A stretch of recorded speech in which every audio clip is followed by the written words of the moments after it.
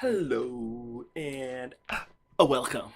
Today I'd like to talk to you about what your actions say about you. Like reading the small actions that people do, the little small things, you can actually learn quite a lot about the person and how they were raised, what kind of people they hang out with.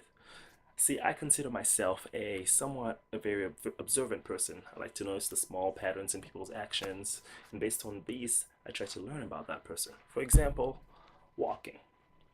Now, when I was younger, I used to be walking in a really strange way. You see, um, my feet were pointed inwards, so I kind of walked in a duck walk with my feet pointed inwards like this. So people made fun of me for that. And growing up in Haiti, said people's nickname for me became Pied Coché, which means bent foot.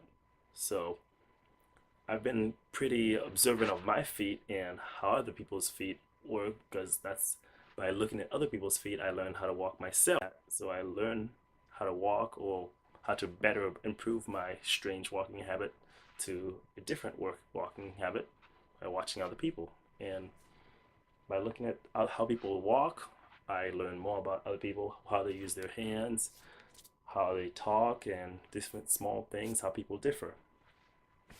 Um, I notice by walking, fast walks, you can tell that the person is in a hurry. They're trying to get somewhere. They're focused. Like you can't distract them.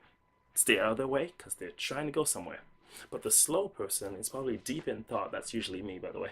They're usually deep in thought. You might even get lost. Like, have you ever been walking slowly, walking around, and then you just stop and like, what was I doing again? Because you're deep in thought and you completely forget what it was that you were doing because you're walking slow. When you see somebody walking slow, you can tell that they're probably deep in thought or lost in their mind or lost in something confusing in their mind like that. People with a heavy gait, that is when they feel the walking nice in their hips and in their knees, you can tell that that person probably has a sense of sadness because or angry because they're like, oh, big stumps and stuff. So I've noticed these things, and that kind of helps me tell what that person's feeling at the moment. Like, for example, when people are on the phone, when they stop, they usually there's a serious moment in that conversation. Like it's all nice and happy, but something serious happens. You were walking before, then you stop because when that's just some things people do. I've noticed when you stop in a calm conversation means it's getting serious. Moving on to data, like the things we say. Me and my friend went in a poll. We took a poll of how people said the word data. We wrote DATA on a sheet of paper and we asked several people to say that word. And believe it or not, 50% of the people said data and the other 50 said data. That proves people say data and data equally. It just depends on your background or your accent. It really doesn't say much about you, but really how the people you interact with say the word. But moving on from the way we say things, the small details such as our hands, like how we interact with our hands, what does that say about you? Like clapping, for example. Some people clap with their left hand mostly staying still while the right hand comes to it, like so, like this. I mean, not as obvious as this, but usually like this, but mostly the right hand, slowing it down for you. Mostly the right hand does the clapping while the left hand stays still. For other people, it's the exact opposite way around. The right hand stays still while the left hand comes to it and does this clapping motion. I mean, I don't know many people who do the both doing the work, but people do that too. What I've noticed is, I mean, it's kind of obvious, but right-handed people use their right hand and left hand stays still, while left-handed people do the opposite. This might not be true for everyone, but that's the general idea that left-handed people do left and right-handed people do right. But keeping on with the hands, you have the position in which you close your hands or bring them together. Some people have the right thumb on top, like right thumb on top of their left thumb when they close their hands. and others have their left thumb on top. Have you ever noticed that?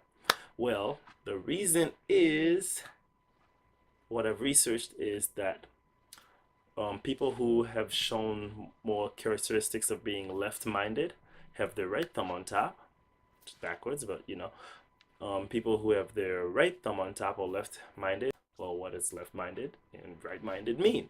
Left-minded means you're more logical, sequential, and language-based, according to some research online. And you're right-minded means you're more intuitive, visual, and creative.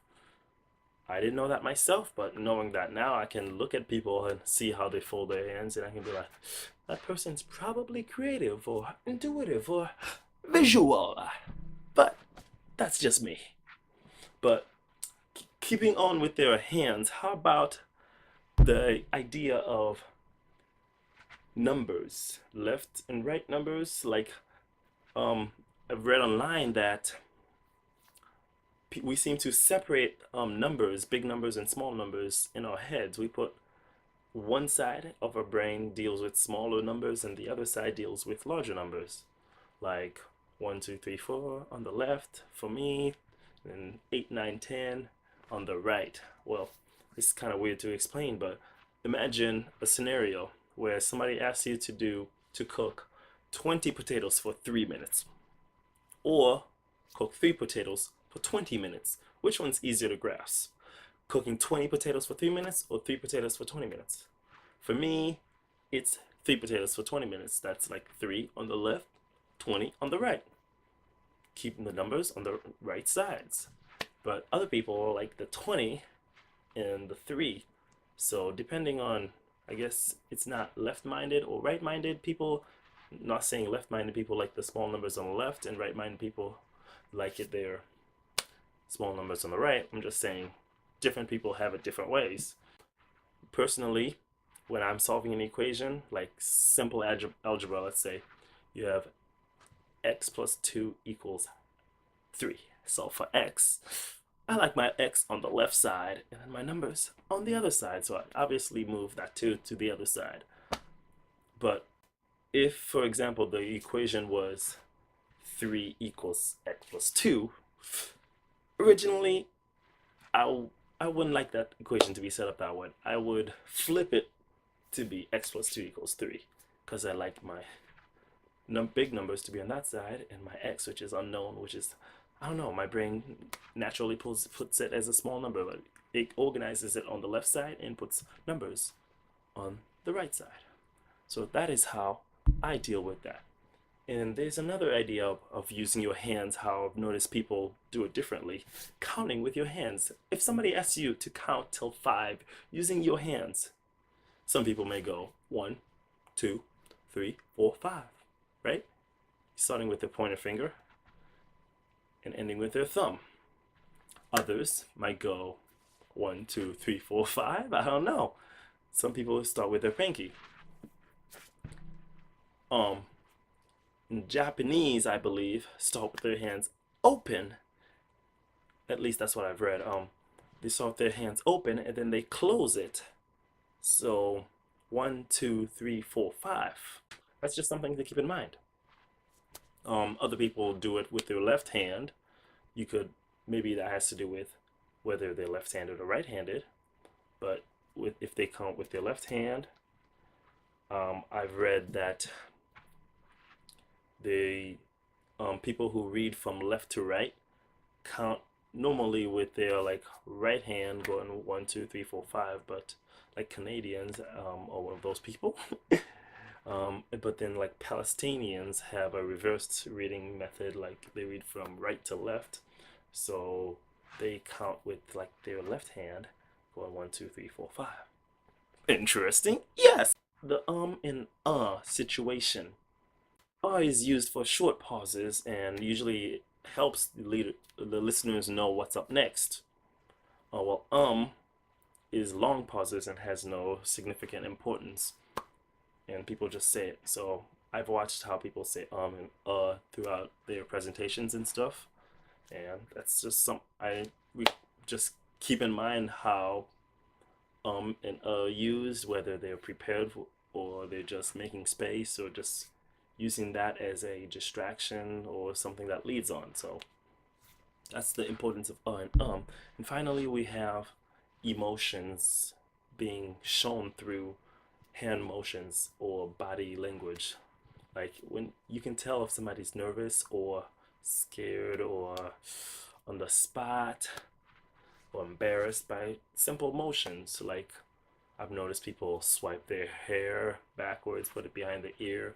They cough, they might lick their lips or look away, or you even do like swipe their nose.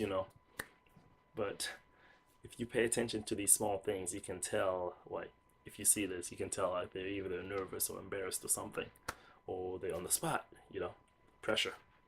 Because that's how people are. By looking at the small things, it's how we learn about the big things. It's funny how much we can learn about people without them saying much. Thank you.